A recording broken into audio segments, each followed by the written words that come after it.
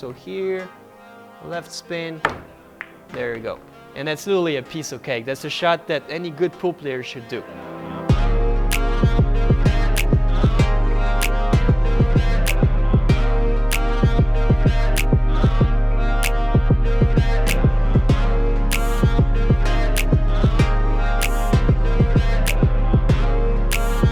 Okay, so the MASSE shot. MASSE is kind of a big word. People don't really know exactly what it means, but really a MASSE is when you put spin on the ball to make it curve into somewhere. So avoid an object ball to make another one. So to me, MASSE is more of an instinctive shot than anything, but assuming there's some sort of basis about how to kind of aim to it. So what I do in this particular situation here is I'm gonna aim to just miss the 9 ball. So not miss it here, but just barely miss it, right? So from there, I already have my aiming point, and I'm not really looking at the 3. I know where the 3 is, but I'm looking at the ball here to just go right there. And that would be what I call my breaking point. That's where the curve is gonna change. Now, if you're a pool player, a good pool player, medium level pool player, you know you can use spin on the cue ball. So there's different quadrant using the clock system. So you can go here, here, here, here, and you can basically make something different with your cue ball. So the first one would be, you just have to know what you're doing when you hit what we call 6 o'clock, so just straight up. So 6 o'clock, you basically kind of look at the ball, go like this. Okay, there wasn't 6, there was a little more. I'm gonna re-hit. There you go, so that was a perfect 6 o'clock, just straight backspin. Now, if you go on the left side, you're gonna go here and a little bit this way. If you go on the right side, you're gonna go here and a little bit to the right side.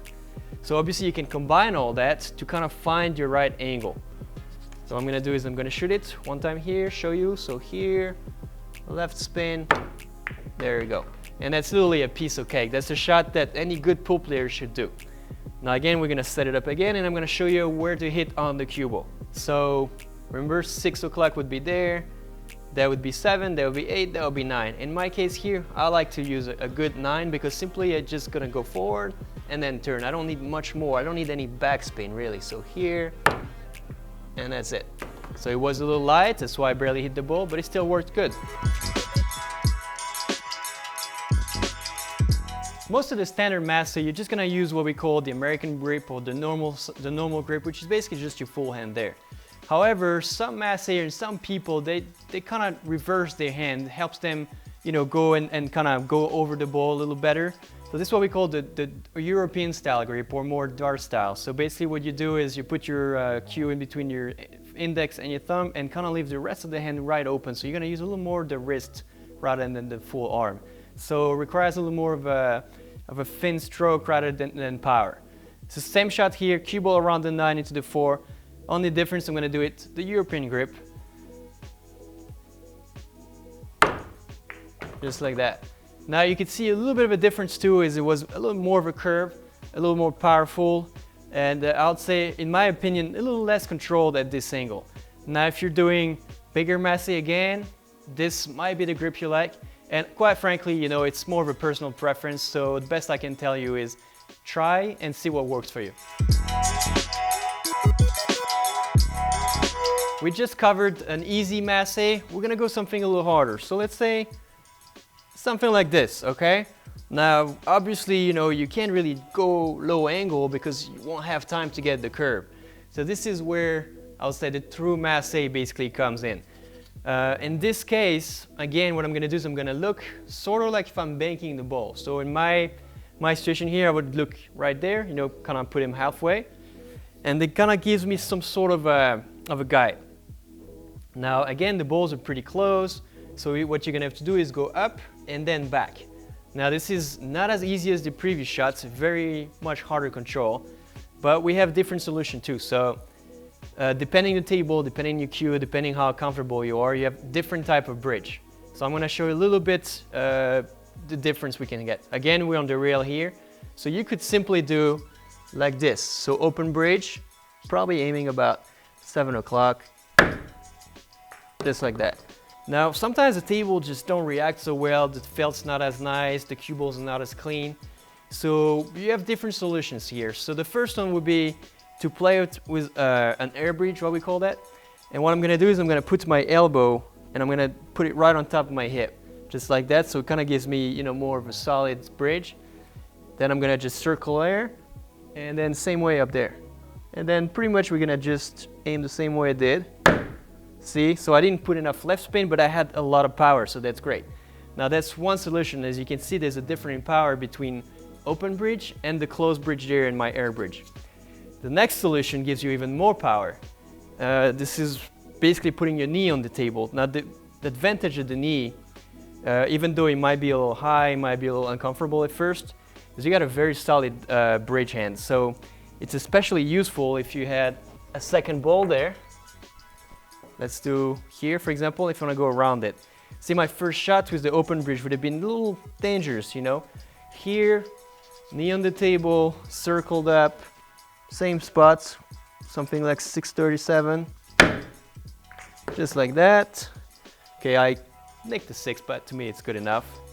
And we're gonna keep going. So this was one solution, a second solution, and there would be, I would say, sort of an in-between solution. So in between the air bridge, in between the open bridge, in between the leg bridge. This is a little easier when you're not too comfortable putting your whole knee on the table. And it's something like this. So you're kind of gonna sit down. The thing is, you're gonna also use your leg. The only difference is you're gonna have to put your hand a little lower. So I'm not a fan of that one. This is usually my my least favorite of all of the bridges, simply because I can't see the ball that way because my leg covers part of it. And I don't think it's comfortable, you know, to me it hurts. I can't really put my, my arm as high, but you know, we'll try it anyway. So that would be one solution. It would be this way.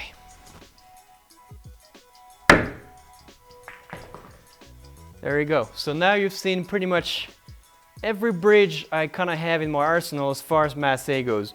As you can see, they all have sort of a different use, simply because, yeah, the open bridge is more for shorts. The closed bridge, air bridge, you can go a little farther, but doesn't mean you're gonna like it. And then the leg bridge to me is really the most powerful I have. The last one, again, it's on personal preference. If you're not comfortable putting your whole leg on the table, then you simply kind of sit and raise it here a little bit.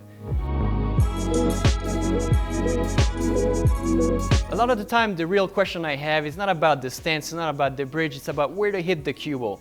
Now remember, if you don't have a good bridge or a good stroke or a good position on your backhand, it doesn't matter if you hit the ball, you're not gonna make the shot. So those are really important. So now we're gonna start easy. So backspin, normal backspin, not too powerful. I'll probably hit right here. Now, if I wanna have more of a powerful backspin, what I'm gonna do is I'm gonna get my tip much further back and hit it as extreme as possible. And now in the shots I do in the video, sometimes I have to go even more extreme. And I'm nearly half a tip away from the edge of the ball, which is really as much as spin I can give it. Now this works pretty much everywhere around. So you can go standard left, standard right, extreme right, and you could do a follow MASSE, which is you know, in front of the middle of the cue ball. So we'll be looking at 10 or 11 o'clock. What's gonna do is 10 or 11 o'clock is gonna send the ball further to curve later. Beside that, there's no exact point to hit the ball.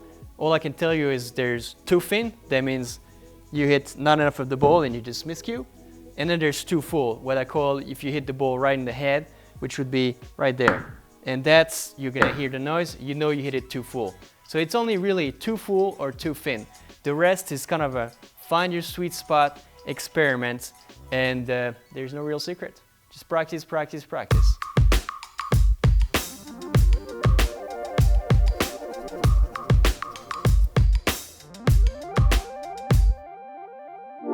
You can hit a lot of great MASSE with a standard playing cue. However, if you start abusing a little bit, you might crack the ferrule, you might break your tip, or you might even break your shaft. So for the MASSE you see in the videos, we use what I call a MASSE cue. It's not what I call, it's basically what it is. So a MASSE cue is this here.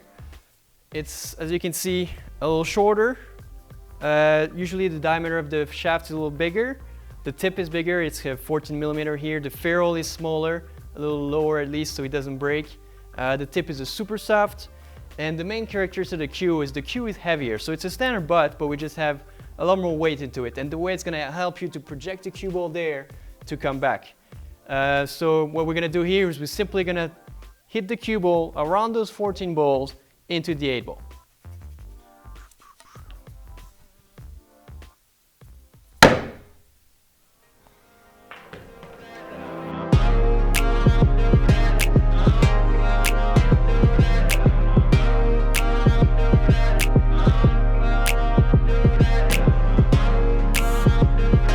Now some places will not allow you to do a masse shot simply because it's a little dangerous, and if you don't do it well, you might scratch the felt.